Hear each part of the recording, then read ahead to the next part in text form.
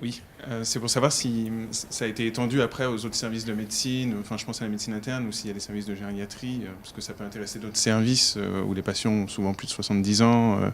Voilà, c'est pour ça. Alors, cette démarche, je sais qu'elle a été étendue toujours sur les autres services d'EHPAD, parce que tous les services d'EHPAD n'ont pas pu être traités.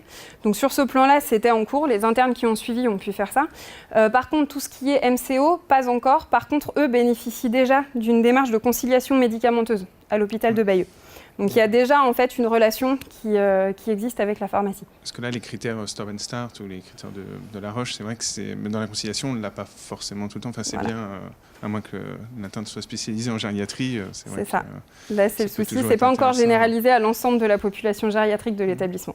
Et au tout début de votre présentation, vous parliez de l'ETP, un petit peu, d'éducation thérapeutique. Je ne sais pas si ça a été... En EHPAD, c'est un peu compliqué, mais pour... Alors, en EHPAD, comme c'est majoritairement des patients qui sont dépendants, c'est vrai qu'on ne peut pas travailler là-dessus. Il y a quand même eu beaucoup de démarches de sensibilisation faites au niveau des infirmières, notamment sur l'administration des traitements, notamment pour masquer les dégoûts, parce que c'est vrai qu'elles écrasent beaucoup de comprimés, ce qui peut quand même nuire. Il y a certains comprimés qui sont enrobés pour masquer les goûts amers, etc. Donc on leur a beaucoup expliqué ça, et même pour qu'elles puissent se protéger, parce qu'il y a quand même certains comprimés, une fois écrasés, qui sont à risque pour elles. Donc c'est surtout au niveau des infirmières qu'a été fait l'éducation thérapeutique. Après, si je parle du centre hospitalier de Bayeux, ils sont en cours d'élaboration d'un programme d'éducation thérapeutique, je crois, encore sur d'autres domaines. Et ils en ont déjà un établi sur les patients diabétiques. Mais par contre, sujet âgé, pas encore. Merci. On va poursuivre les échanges. On va se transférer. Donc merci pour cette présentation. Je voulais revenir sur les deux aspects de celle-ci. Je pense que les conseils pratiques pour la rédaction de la thèse, ils sont très riches d'enseignements pour les étudiants qui peuvent suivre ces soirées thèse en poche, notamment sur le côté utilisation des logiciels bibliographiques qu'on essaye de développer, qui permettent aux étudiants de gagner du temps, singulièrement aux internes, de gagner du temps pour les rédactions de leur mémoire de thèse, qui, on le rappellera ici, ont vocation à valider la thèse d'exercice. Rappeler ici aussi l'importance du timing à respecter, tu l'as dit, au moment du dépôt du sujet, à l'élaboration aussi et au choix du jury, qui est particulièrement important pour arriver à avancer dans une chronologie qui fait, au moment du dépôt, je le rappellerai là aussi, du dépôt du sujet, intervenir à la fois l'étudiant, le directeur de mémoire que tu as appelé maître de thèse dans ton propos, et puis du président de jury, qui sont les trois personnes qui permettent de valider le dépôt du sujet, et donc d'ensuite engager la rédaction du mémoire. Tu as, dans la seconde partie, évoqué ces problématiques de pharmacie clinique. Comment toi, dans ta pratique, comment tu définirais la pharmacie clinique qui a vocation à se développer, comme tu l'as indiqué?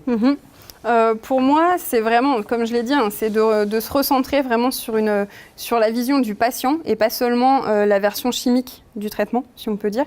Et donc de sortir un petit peu de notre pharmacie pour aller vers ce patient et vers les équipes soignantes, pour adapter nos compétences, parce que c'est vrai que je pense que notre formation est quand même très, très axée patient. Maintenant, on a même de la sémiologie, etc. Donc, c'est adapter ça pour que le traitement soit adapté aux patients et non pas seulement adapté aux pathologies.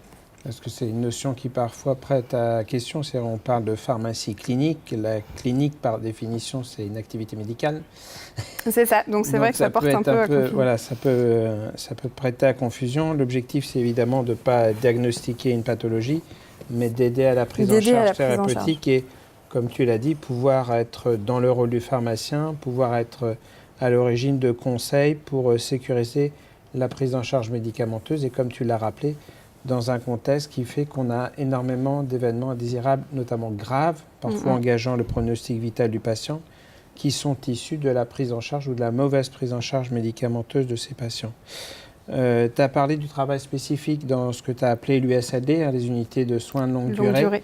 Est-ce que tu as connaissance sur le centre hospitalier de Bayeux de démarches en amont sur des prises en charge courtes, type aux urgences, de déclinaison de la pharmacie clinique sur des secteurs de plus court séjour? Oui, de plus court séjour, il y a de la conciliation médicamenteuse qui est faite. Donc il y a de la conciliation médicamenteuse, notamment aux urgences, pour essayer vraiment d'avoir une vision du traitement médicamenteux au plus près de l'admission du patient. Et ensuite dans les services de soins. Et comme je disais, également une démarche d'éducation thérapeutique. Et en moindre mesure, parce que c'est vrai qu'on oublie un petit peu que c'est aussi une démarche qui fait partie pour moi de la pharmacie clinique, c'est l'analyse pharmaceutique qui est quand même mise en place pour 100% des lits. D'accord. Tu peux rappeler ce que c'est que l'analyse pharmaceutique? Donc l'analyse pharmaceutique, c'est tout simplement donc une visualisation des prescriptions des prescriptions médicamenteuses des patients au sein des services qu'on corrèle au dossier patient et donc qui nous permet d'émettre des avis ou des conseils pour les prescripteurs. Alors tu as parlé du développement dans la pharmacie clinique, tu as évoqué ce qu'on appelle dans le jargon hospitalier le CAQES, les contrats d'amélioration de la qualité et de l'efficience des soins. Il faut rappeler aussi que dans la loi a été inscrite dans les missions ce qu'on appelle PUI pour pharmacie à usage intérieur, ce qu'on appelle communément les pharmacies hospitalières. Les missions de pharmacie clinique ont été introduites dans le Code de la santé publique, ce qui est relativement nouveau et qui montre le développement de cette activité, d'où l'intérêt d'en parler aujourd'hui. Un élément qui m'a intéressé, donc tu as parlé des critères associés à la prise en charge médicamenteuse en gériatrie, des indicateurs tels que la Roche, certains stops qui permettent, au-delà de la réévaluation, d'être aussi force de proposition vis-à-vis du prescripteur. Et tu as parlé notamment de la problématique des benzodiazépines et de la diminution de la consommation de celles-ci. C'est quelque chose qu'on a vu aussi dans une étude qu'on avait menée. C'est qu'il n'est pas pour autant facile d'arrêter les benzodiazépines et qu'on essaye plus de modifier le choix de la benzodiazépine, même par des gériatres qui ont l'habitude d'essayer de supprimer le recours au maximum aux anxiolytiques ou aux hypnotiques. C'est quelque chose là aussi que tu as constaté, on n'arrive pas à arrêter, mais on essaye entre guillemets juste de modifier. C'est ça. Nous, on a réussi à réduire des posologies. Parce que on a réussi à, par exemple, passer à la prise unique le soir, plutôt que d'en avoir un petit peu toute la journée, d'adapter le profil de la benzodiazépine, donc comme je disais, plutôt des demi-vies courtes que des demi-vies longues.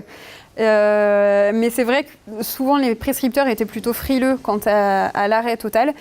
Et surtout, en étant directement dans le service, on a pu constater que même les patients eux-mêmes, les résidents eux-mêmes, même si certains sont quand même relativement dépendants, ont besoin de ce comprimé, c'est-à-dire qu'ils sont très demandeurs, ils connaissent leur traitement, ils reconnaissent les comprimés et ils le réclament en fait le soir, ce qui est problématique pour les équipes soignantes. Et c'est vrai que c'est dramatique parce que, pour rappel, on est quand même champion européen de la consommation de ces classes médicamenteuses. Donc, c'est ça. On pourrait espérer dans ce genre de démarche, comme tu l'as dit, dans une collaboration associant médecins et pharmaciens, non pas avoir une modification des pratiques et de ce recours à ces traitements, mais carrément l'arrêt. Or, on n'arrive pas à l'observer. Pas pour le moment. Même sur des prescripteurs qui sont très sensibilisés à la problématique de la iatrogénie médicamenteuse et de la polymédication.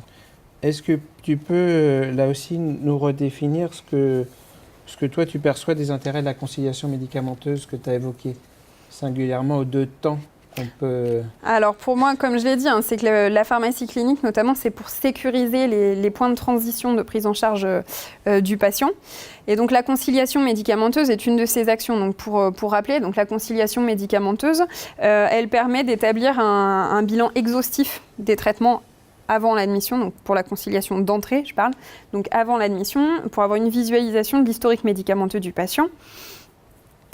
Ce qui induit un travail collaboratif ensuite avec le médecin pour valider chaque modification de traitement, justifier chaque modification de traitement. Bien évidemment, pour que cette démarche soit complète, elle doit également être réalisée à la sortie pour retracer chaque modification faite durant l'hospitalisation pour que toutes les informations soient transmises aux professionnels de ville le plus rapidement possible. Pour moi, cette démarche, elle permet notamment déjà de rassurer le patient sur sa prise en charge, puisque par expérience, c'est vrai que le fait de voir le pharmacien venir les voir, c'est quelque chose qui n'est pas habituel pour les patients, donc ils se sentent quand même rassurés. Et surtout, ça limite encore une fois l'iatrogénie médicamenteuse et les risques si on peut appeler ça, d'erreurs, de divergence en fait, de prescription entre le traitement habituel et le traitement classique. Sachant qu'on sait aussi dans la littérature que les événements désirables surviennent majoritairement dans ces phases de transfert. D'entrée ou de sortie. Voilà, entre le patient qui vient de la ville, qui est hospitalisé, qui quitte l'hôpital pour rejoindre la ville, c'est là que surviennent majoritairement les erreurs.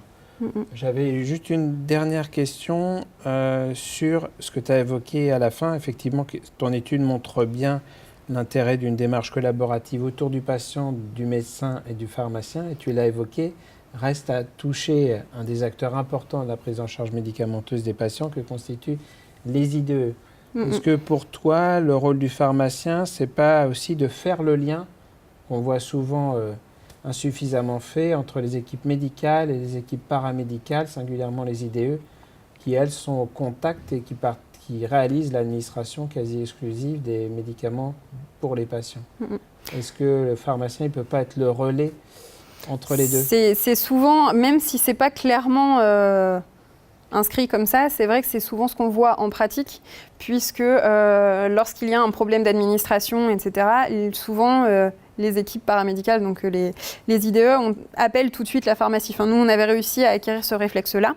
Et d'ailleurs, durant les revues médicamenteuses, on voyait bien que les problématiques d'administration, d'écrasement des comprimés, etc., le pharmacien était au courant, mais pas toujours le médecin, puisque cette info remontait d'abord à la pharmacie. Donc je pense que le développement de cette pharmacie clinique permet aussi d'établir le lien en mettant un intermédiaire entre le médecin et l'IDE. D'accord. Merci beaucoup en tout cas pour cette présentation.